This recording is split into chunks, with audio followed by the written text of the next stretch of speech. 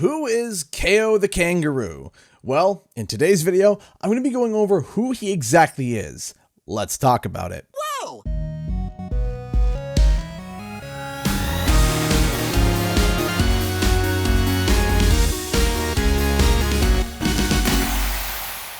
What's up guys, Canadian Guy here, and back with another Kao video. Kao the Kangaroo is making a huge comeback in summer of 2022. Also, I gotta say this, it's pronounced K-O, not cow. See the boxing gloves? KO, meaning KO as in knockout. Come on now, no one would name a kangaroo cow. Cows go moo. But a lot of you have been asking, who is KO? When did he come out? Why have I never heard of him? And you know what? Research for this game was a bit difficult. This is the entirety of the Wikipedia page for Kao the Kangaroo. That's it. There's nothing else. It's like the tumbleweed of wiki pages. So I had to rely on talking to fellow fans of the game along with watching Nitro Rad's videos, shout out to him, to really get a nice sense of the franchise's history. So today, I'm going to be explaining who Kao the Kangaroo is. Let's rewind to 2000. Kao the Kangaroo, the very first game in the series. Yes, if you didn't know, there were 4 games in this series. Came out for the Sega Dreamcast and PC. Now, according to the description of the newest trailer of Kao, it allegedly was supposed to be a platforming mascot for the Dreamcast that was akin to Crash Bandicoot and Super Mario. But, you know, the Sega Dreamcast had Sonic, so that's kind of weird. If Kao was supposed to be the Dreamcast platformer, the Dreamcast failing miserably as a console probably has something to do with the fact of its lower popularity. Essentially, the story is about a hunter by the name of Barnaba, who comes along and traps Kao's family along with a bunch of other animals. It's up to Kao to save them all. The gameplay is similar to another marsupial that came out a couple years before, Crash Bandicoot. While at its heart it's a hallway 3D platformer, it also has some beat-em-up mechanics as well. There's 30 levels that vary from forests, jungles, and even outer space. Overall, the game had a mixed reception in North America, but in Poland, Kao became a childhood staple, which is also the location of Tate Multimedia, whom were the developers of Kao the Kangaroo. Next up is Kao the Kangaroo for GBA, not developed by Tate Media, but Titus, the same company that made Superman 64. What could go wrong? So after talking to some people, it's come to the conclusion that we don't talk about Kao for GBA. It's apparently kind of like talking about Bruno. Then in 2003, Kao the Kangaroo Round 2 came out for PlayStation 2, Xbox, GameCube, and PC. If you live in North America and have played Kao, this is probably the title that you know. Also, if you were in North America, you didn't get this happy cover of a game, but this.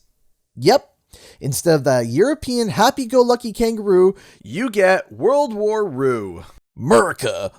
The basis of the story is almost exactly the same as the first. Kao and his friends get captured by Hunter Barnaba. Kao gets out with the help of a parrot and has to help all of his friends escape from the hunter's grasp. While the story was nothing to write home about, Round 2 was actually a lot better than the original. Obviously, the graphics got an upgrade due to the new technology, but the gameplay is a lot smoother and is an obvious step up from the original. The fighting is smoother, the platforming is more fun, and overall just a better game. It goes from taking heavy inspiration from just Crash Bandicoot to something like Jak and Daxter and Rayman 2.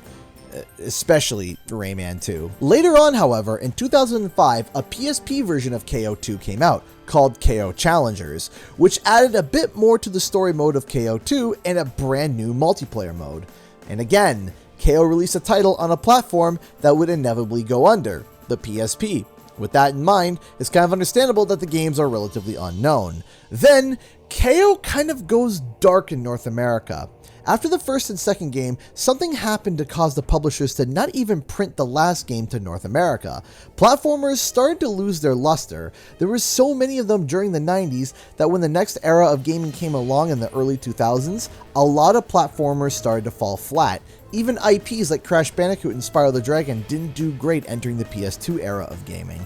So, the final game in the franchise, Kao the Kangaroo, The Mystery of the Volcano, was exclusively published on Windows XP in Europe. While it did come to several European countries, the target audience was still its die-hard Polish players. Apparently, there was an English version released in Australia, but it was poorly made. Essentially, Kao's pelican friend gets lost in a volcano on Pelican Island and needs to go save him. He has to unravel the mystery of what's affecting the island and find his friend. The game is very similar to KO Round 2, but adds some more spice. For example, instead of just a helmet with wings to glide, he now has a parachute. Also, boomerangs are replaced with sticks of TNT, along with a number of small adjustments. However, you could tell that the budget was tight, as the game was extremely short, sporting 4 levels and a single boss. NitroRad puts it best by saying it felt like a DLC pack for KO 2. After that, KO just faded away. We never had heard from the popular Polish IP ever again. That was until 2019. This is when we started to see a lot of old games come back, like Crash Bandicoot and Spyro the Dragon. So, fans of KO came together and started to bring KO back social media campaign, showing that there was still love for this franchise. After seeing this, Tate Multimedia brought KO Round 2 to Steam. Following that, 1 year later in June 2020, it was announced that Kao the Kangaroo would be coming back in a brand new game. Since then, the Kao the Kangaroo official account on Twitter slowly began to share pieces of the project, from concept art, work in progress gameplay, and much more. Now, finally, a new KO game is going to release in summer of 2022. And now you know the basics of Kao the Kangaroo, starting as a Dreamcast platformer, evolving into a niche multi-platformer, and will soon be making his comeback. There are more nuggets of info floating around, but to my knowledge, these are the basics. If you have any fun facts about KO that you know, drop them in the comment section below. I would love to read them.